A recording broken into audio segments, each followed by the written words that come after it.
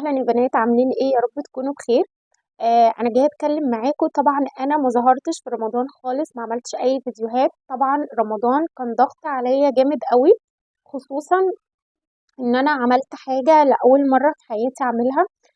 وكنت خايفه وكل اللي حواليا بيحبطوني، بس توكلت على ربنا طبعا قبل اي حد. والحمد لله حسيت ان الموضوع بالنسبه لي كويس، وربنا اكرمني بجد من اول ما بدات ان انا اشتغل على الموضوع ده. اولا انا شيماء، لو لسه اول مره بتشوفوني اتمنى ان انتوا تدعموني بلايك وفولو لو بتشوفوني على الانستجرام. لو على اليوتيوب يبقى تعملوا لي اشتراك وتعليق حلو منكم، صلي على النبي في الكومنتات. طبعا احنا دخلنا رمضان وطلعنا منه باذن الله ناس تانية. ربنا يا رب يحقق لنا كلنا دعواتنا ويحقق لنا احلامنا، وكل واحد نفسه في حاجه ان هو يعملها. اولا انا ما عملتش خالص فيديوهات في رمضان. كان نفسي بجد اتكلم معاكم عن حاجات كويسة وحلوة قوي في رمضان، بس بقى كنا مشغولين بالصلاة. صلاة التراويح، البيت، المواعين، كل حاجة كانت ورانا. انا جاية اكلمكم عن شغف بسيط كده انا جربته بقالي كذا سنة. انا الحمد لله كنت شغالة في الاونلاين.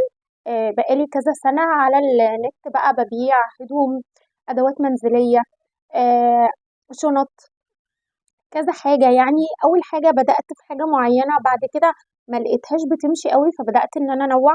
جربت مصانع كتير، اتصدمت في أوردرات ورجعتها وشلت حسابها وقلت مش مشكلة، بس أهم حاجة إن محدش ياخد مني حاجة تكون مش كويسة ولا خامتها مش حلوة. وبفضل ربنا طبعا، وفي ناس كتير جربت حاجتي والحمد لله. اشتغلت واتكلت على الله بعد فضل ربنا وفضل ناس عرفوني على شوية مصانع وعلى أماكن نجيب منها، وكنا بنطلب مع بعض. وبعدين جربت حاجات لقيتها مش مناسبة. في حاجات مثلا جات لي مكسورة وشلتها. حاجات كتير. خسرت شوية برضو، بس بفضل ربنا الحمد لله ربنا عوضني كذا حاجة.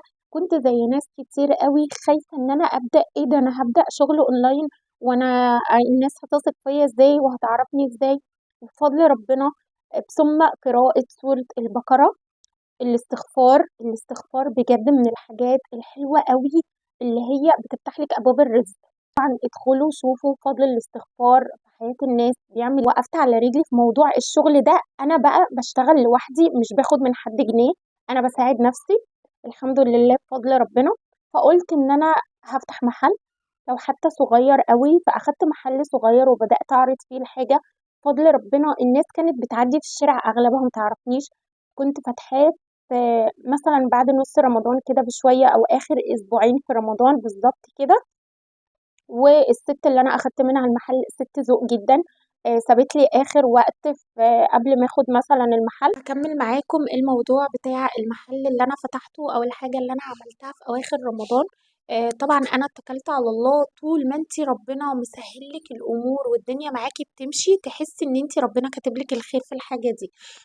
جيت قررت ان انا بشتغل اونلاين، فقلت لا انا هوقف اونلاين شويه وابتدي ان انا اجيب الحاجه، واجيب حاجات مثلا على قدي ان انا اشتغل بيها في المحل زي البيجامات والحاجات دي. وبعد كده اجرب بقى حظي وامشي الدنيا. الناس اغلب الوقت عايزه تشوف الحاجه على الطبيعه. انا كواحده من الناس بخاف ان انا اشتري اونلاين ويضحك عليا، او في ناس كتير وصفحات بتجيب لك الحاجه بصوره ولما تيجي تستلمي الاوردر بتلاقي حاجه تانية. فجيت بقى قلت انا هدور على محل صغير كده ان انا افتحه، ويكون الايجار بتاعه برضو مش غالي، انا اقدر اطلع من مكسب الشغل الايجار بتاع المحل. جيت طبعا المحل عايز توضيب، لقيت محل مناسب في الشارع اللي ورا البيت، فقلت دي فرصة حلوة قوي اللي هو حتى لو انا في البيت بعمل حاجة وحد عايزني هنزله او كده. لان اغلب شغلي برضو يعني اغلبه ان انا باخده عن طريق الاونلاين، ان انا بحجز حاجات. وطبعا اللي جربني او جرب الحاجات عارف ان انا بجيب حاجات نظيفة وكويسة جدا، واللي هو الاوردر اصلا لو وصلني في حاجة مش كويسة او خامته مش حلوة انا بدفع تمن الاوردر من معايا وبرجعه تاني، اللي هو بدفع الشحن بتاعه. بس كده. جيت بقى فتحت في أواخر رمضان، ربنا طبعًا بيكرم أوي في المواسم اللي هو دخلة العيد والناس عايزة بقى بيجامات. كنت عايزة أقول لكم إن أنتم ما تتسرعوش خالص، لإن أنا جبت مثلًا كام بيجامة كده وقعدت أقول لنفسي إيه ده، ده ما مشوش، ده مش هيتباعوا، ده الناس بتستغلاهم. سمعت عن ناس كتير بتتكلم في الbusiness وبتتكلم في شغل الأونلاين، وإن أنتِ البضاعة ما دام عندِك وبتاعتِك فما تقلقيش منها ولا تحرقي أسعار ولا تبوظي الدنيا، وكل حاجة ربنا كاتب لها رزقها هتمشي امتى. فجينا بجد يعني لقيت ست داخلة عليا هي وبناتها واخدوا كل الاوردر بتاع البيجامات ده وعجبهم جدا. جيت قلت لنفسي احنا كده كده شغالين موسم الأعياد، سواء في الصيف أو في الشتاء، فكل حاجة بيجي وقتها. لو قطعة ركنت عندك شتوي فانتي تقدري ان انتي برضو تبيعيها بسعر كويس برضو في الشتاء اللي بعده. وطبعا كل فترة الحاجة بتغلى، خصوصا لو الخامة بتاعتك كويسة تقدري تحطي فيها السعر اللي انت عايزاه. او لو انت مستعجلة وعايزة فلوس بتحاولي ان انت يا بتبيعي الحاجة بجملتها يا بتبيعيها بسعر، حتى لو هتحطي 10 جنيه او 20 جنيه في القطعة مكسبك، فانت برضو كسبانة ان في نفس الوقت ان انت خلصتي من الحاجة اللي موجودة عندك، وفي نفس الوقت ما تدبستيش فيها او ما بعتيهاش بخسارة قوي. وبس كده اتكلوا على الله. ابدأي دايما بالحاجة اللي معاكي. ممكن يكون الكلام بتاعي مش مترتب في الفيديو لاني صورت مقاطع وحصل مشاكل في التليفون، رجعت صورت بعد فترة. فكل اللي انا عايزة اجي اقوله لك، معلش انا متشتتة عشان انا قاعدة في المحل وبيبقى في ناس رايحة وجاية عليا وكده، وطبعا الناس بقى بالنسبة لهم ان انتي بتصوري في الشارع ده، فاهمين انتوا. فاتكلي على الله. لو قدامك اي فكرة مشروع عايزة تبدأي فيها، والله العظيم انا بدأت مشروعي ب1000 جنيه بس، وكنت سلفاهم من ماما، وهكلمكم في فيديو تاني عن الموضوع ده.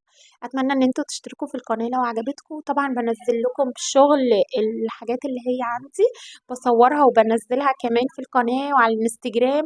وهحط لكم الجروب بتاعي، والمحل اسمه غايمة بوتيك، وكمان الجروب، وعاملة صفحة كمان باسم الصفحة بتاعتي أو المحل غايمة بوتيك، بنزل عليها برضو الشغل بتاعي على الانستجرام والفيس، بس لسه ما عملتش صفحة منها على التيك توك. فإن شاء الله هحاول إن أنا أعمل صفحة باسم غايمة بوتيك وأتكلم عن المشروع بتاعي بالكامل، ويا رب أي حد منكم يستفاد. بس نصيحتي ليكي، عايزة تبدأي في أي مجال ابدأي من دلوقتي، خدي الخطوة.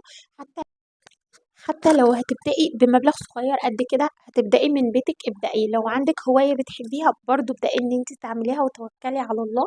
ودايما استغفري وصلي على النبي وربنا هيرزقك بجد من وسع.